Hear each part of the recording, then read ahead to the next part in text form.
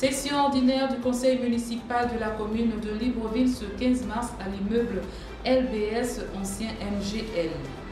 Conférence de presse du porte-parole du gouvernement Alain-Claude Billy-Bindié. Au sommaire, l'annonce de la feuille de route du gouvernement. Nous vous le disions dans nos éditions précédentes, l'arrivée de l'homme de Dieu, le pasteur Gustave Ombédé de Brazzaville, en terre gabonaise pour le séminaire de réveil qui se tient à l'église du centre d'adoration Hermon. Je vous le disais en titre, le conseil municipal de la commune de Libreville se tenait ce 15 mars à l'immeuble Libreville Business Square, ancien MGL, dans le 4e arrondissement de la même commune, au fin d'examiner et adopter le budget primitif de l'exercice 2022. Les images sont de Boris Nicolo. C'est dans le 4e arrondissement de la commune de Libreville que l'ouverture des travaux consacrés à l'examen et à l'adoption du budget primitif de la dite commune, exercice 2022, a eu lieu ce mardi 15 mars. Première rencontre du genre depuis le début de l'année, Madame Christine Bandoutoum, épouse Mindou, maire de Libreville, n'a pas manqué de présenter ses civilités à son auditoire, mais aussi de relever le caractère particulier de ses assises au cours de son allocution circonstancielle. C'est la première session de l'année 2022 et pour beaucoup d'entre nous, c'est la première rencontre depuis la nouvelle année.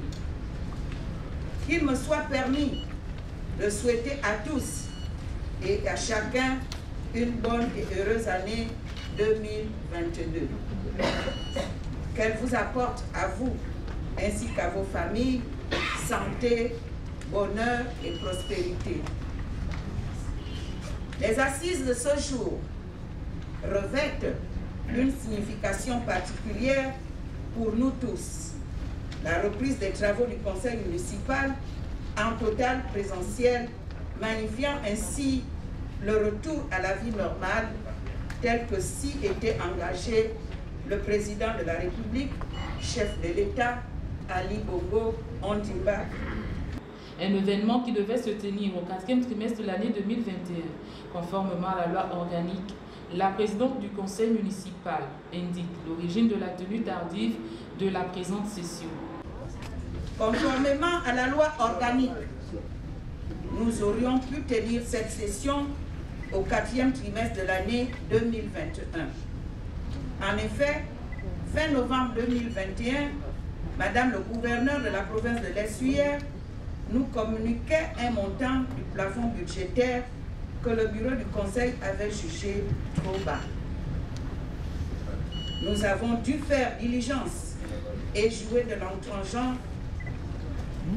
de telle sorte qu'à l'initiative de Madame le gouverneur de la province de l'Essuyer, une commission ad hoc tripartite se tienne le 16 février 2022, à l'issue de laquelle le plafond budgétaire a été réévalué à hauteur de 26 milliards 371 millions 948 320 francs CFA. Cette situation est à l'origine de la tenue tardive de la...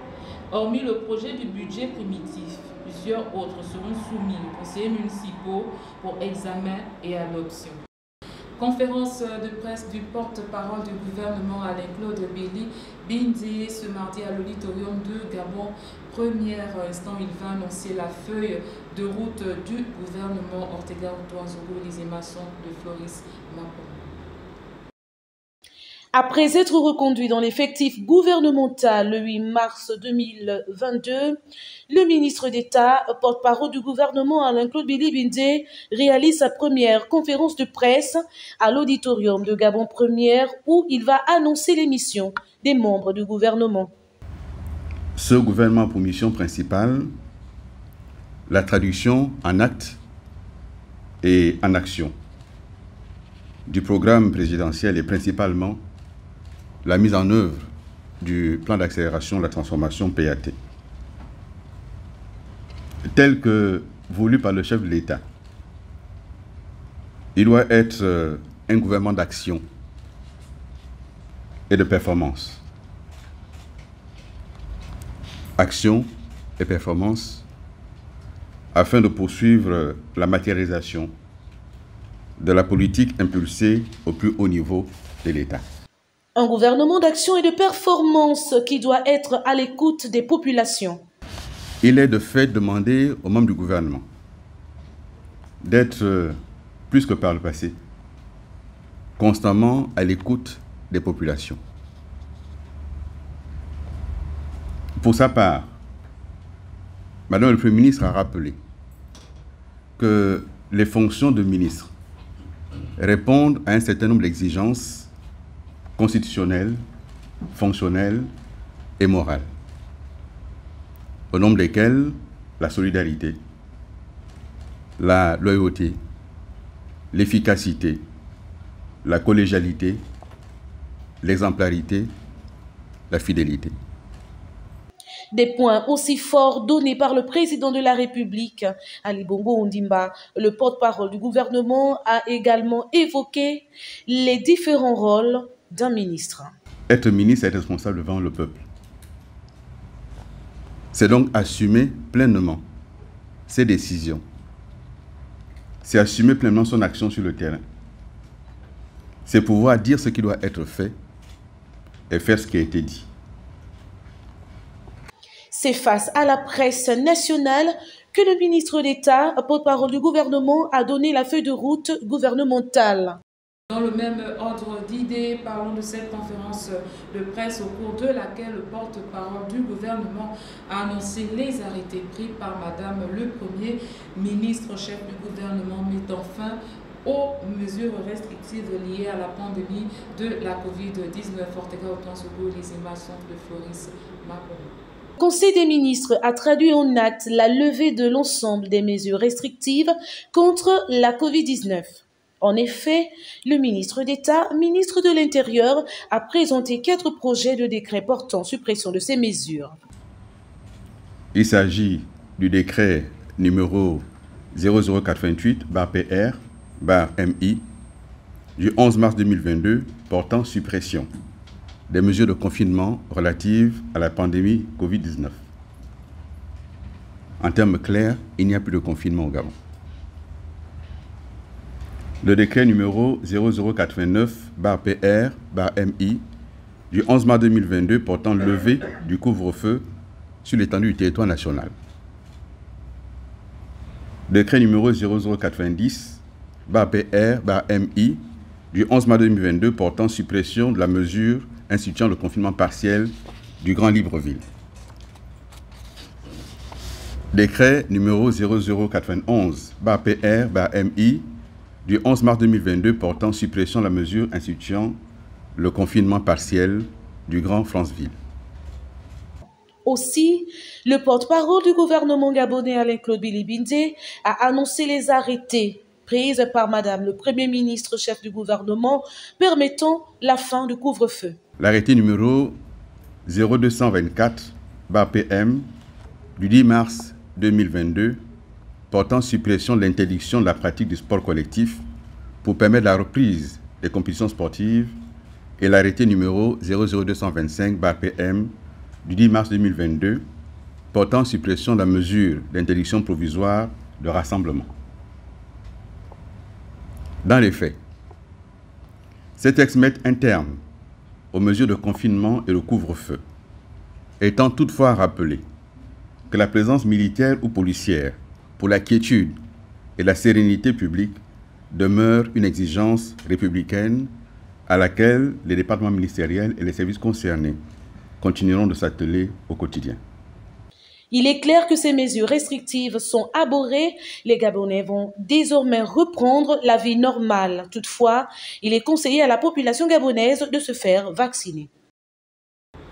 Un mot de religion dans notre 20h30, arrivée du pasteur Gustave Ambédé de Brazzaville en terre gabonaise pour le séminaire de réveil qui apportait la délivrance familiale. Écoutons-le au micro de Floris Mapongou, le récit Ortega Otansoko.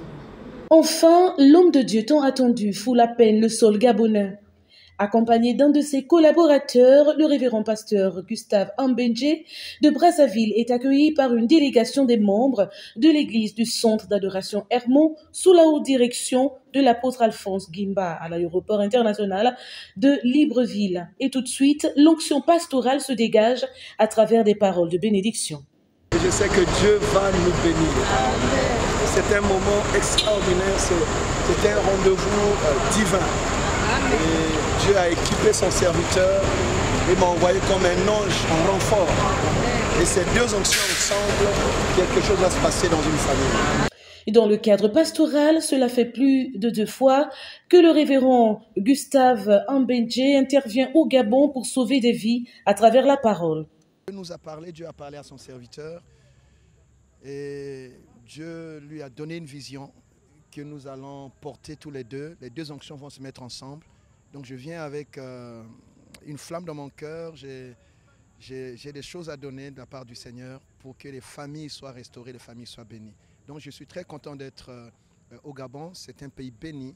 Suite aux mots qui minent les familles, l'homme de Dieu rassure les populations sur la délivrance familiale. Un thème qui sera d'ailleurs développé tout au long de cette semaine, du mardi 15 au dimanche 20 mars 2022.